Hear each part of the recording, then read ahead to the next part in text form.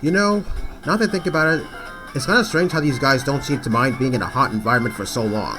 I mean, that one Magma Grunt from last video, who I accidentally called an Aqua Grunt, sorry about that, he was complaining about how he couldn't stand heat, and maybe he should have joined Team Aqua instead. So, I don't know if it'll cross the minds of these guys to think, too much heat is sort of detrimental to my health, so maybe I should step out of this place so that way I don't die from heat exhaustion or something.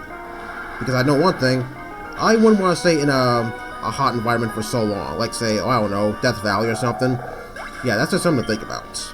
Anyway, I'm going to come back to the orbs for a second because I left out a piece of information that I'm not really sure how I could have forgotten about. I guess maybe must have slipped my mind. Anyway, the orbs made a comeback in Heart Gold and Soul Silver, much to my surprise. So the way it works is, you get one of the two orbs from Mr. Pokémon, depending on which game you're playing. If you're playing Soul Silver, then you get the red orb, and you will encounter Groudon over at the Embedded Tower.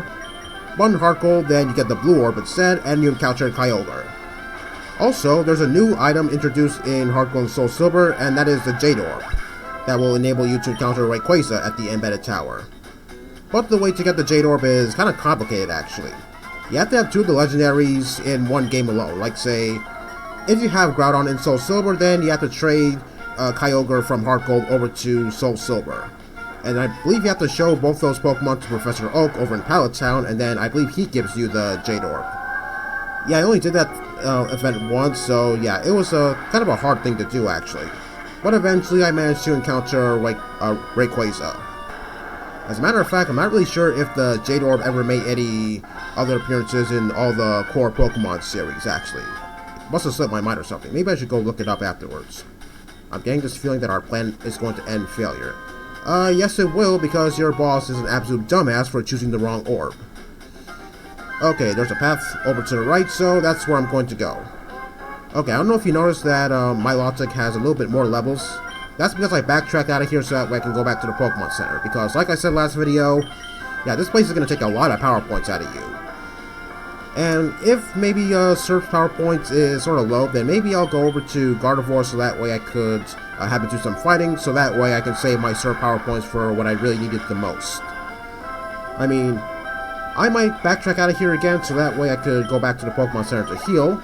Also, I did rematch some trainers so that way I can give Ninetales some experience points, because this portion of the game, I don't think Ninetales is going to benefit from the battles at all, so I think it's only fitting that I give Ninetales a few levels. Okay, so this particular area, we were here before, but now we're in the uppermost area because, well, I couldn't get that one item from the beginning, so yeah, this is the pathway so that way you could get that one item. I believe there's a Magma Grunt blocking that one area too, or actually guarding that area to that item, so I'm gonna have to fight that guy so that way I can get that one particular item. Okay, I talked about this before, I think back in part 42, I believe, or I could be wrong about that. Anyway, it's about my videos. Well, I don't really like the way they look, I mean the shape of it, I mean, I am trying to do my very best and everything, but, Pokemon Emerald 386 episodes part 4 and 5, as well as 13 and 14, well, the shape of the videos, they could be better. I mean, if you watch those particular videos on a mobile device, then, yeah, you could notice that something's a little different about them. So yeah, for that, I apologize for that. Okay, this guy is in this little corner, so that's why he's always late to roll call. Okay, I don't know why he's assigned to this far end of the hideouts. Yeah, it's kind of questionable why any of these guys have sort of questionable placements. I mean, that guy's just guarding an item, and yeah, that's pretty much all he's doing. So yeah, the placement of these guys is sort of questionable. So anyway, back to my videos for a second. Yeah, if you look at those videos on a mobile device, then yeah, they might look a little different. For that, I'm sorry about that. It's because I'm trying to get rid of those black bars.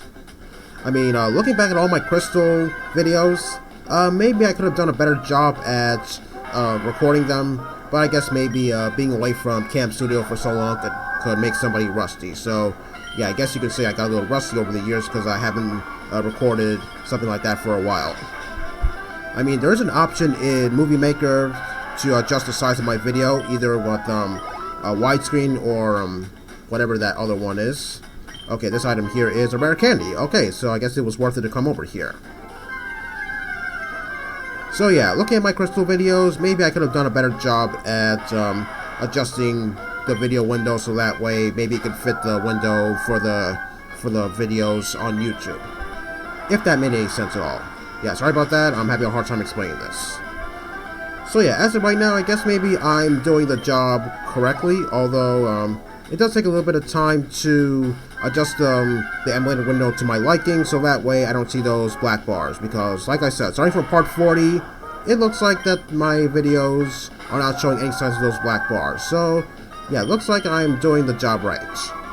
Although, when it comes to recording Nintendo DS games, then yeah, I guess maybe that's going to be something different. But I'm going to cross that bridge when I get to that, because yeah, I think I might do a DS game somewhere down the road. Speaking of DS games, yeah, I did say that I did do that Jade Orb event. Yeah, because I had 2 Nintendo DS's on me, so I guess it was only natural that I could do that event because I had both Heart Gold and Soul Silver on me.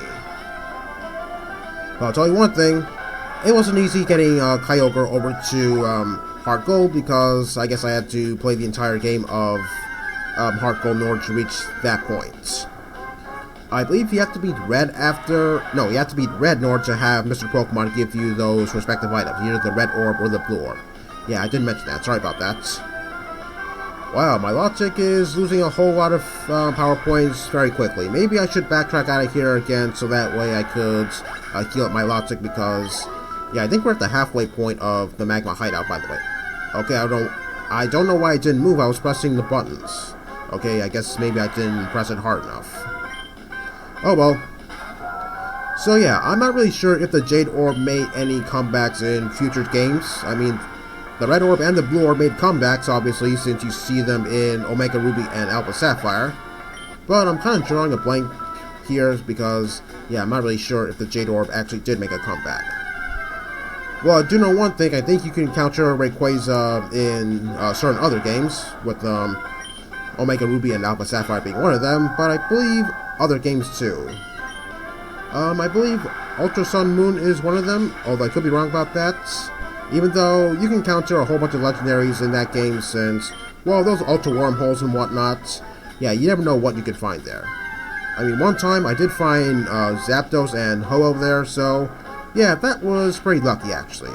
Although I guess you can say I encountered them unintentionally because I was trying to get a wide lens for my Mienshao there, so that way I can increase the accuracy of my inaccurate moves, such as High Jump Kick, because yeah, that move in particular, yeah, you have to be very careful with that move so that way you don't miss and you lose half your HP.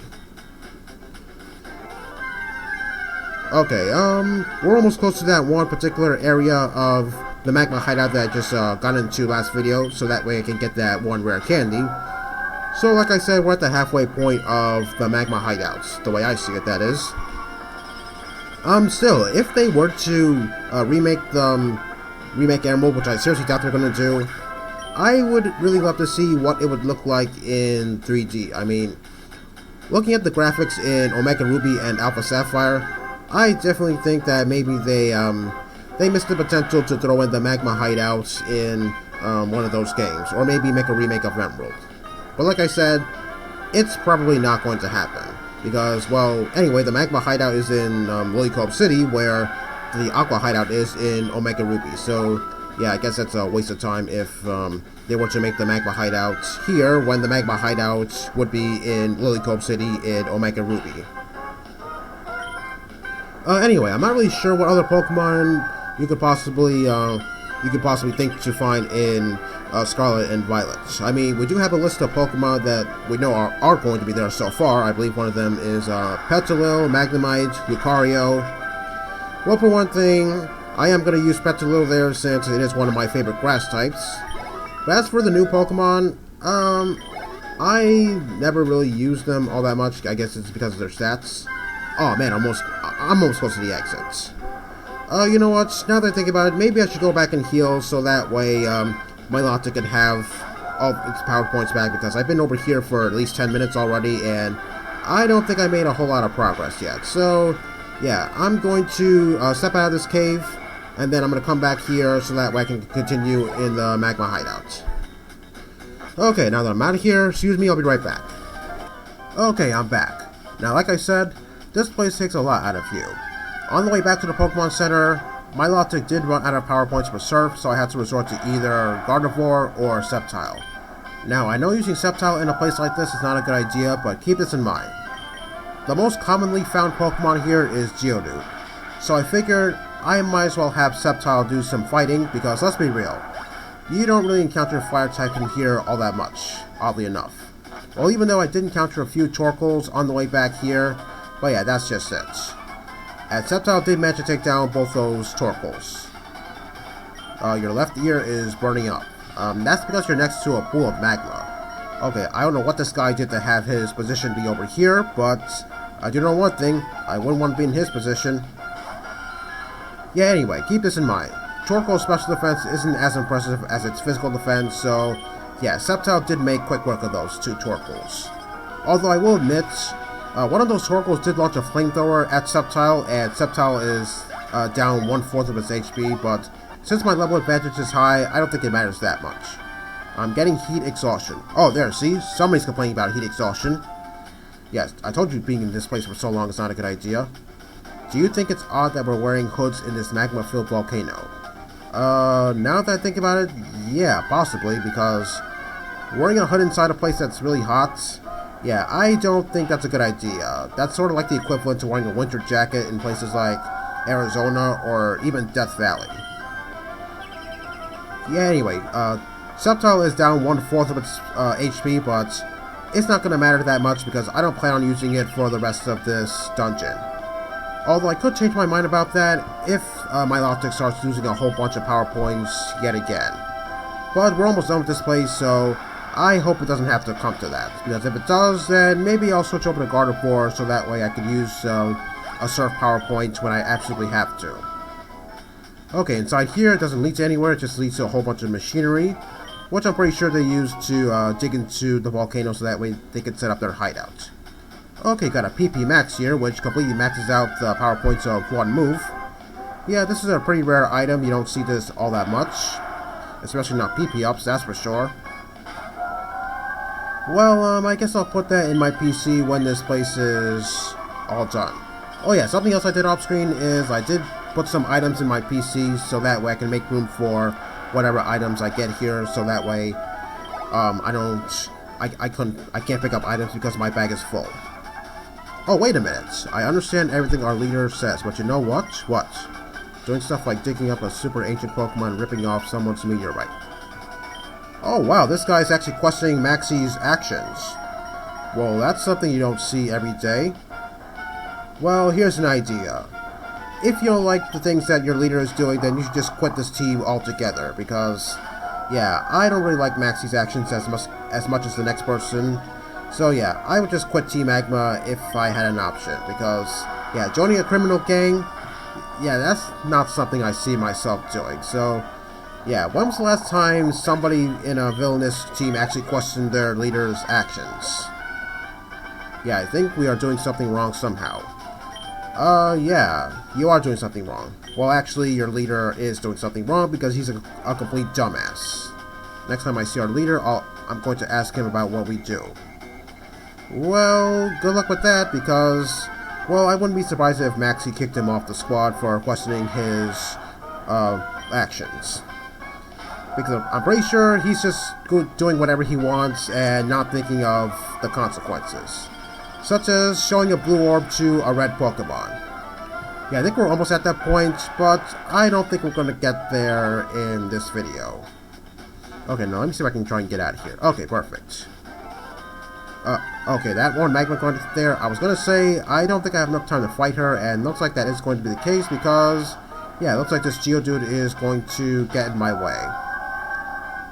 So I'll be honest, once again, I don't think I did a whole lot in this video, mostly because I guess maybe the first 10 minutes of this video was just me staying in one room, so yeah, that's what this place does to you. Okay, I think I'm going to save this person for next time because I don't have a whole lot of time left. So next time, possibly the end of the Magma Hideout. See you all next time.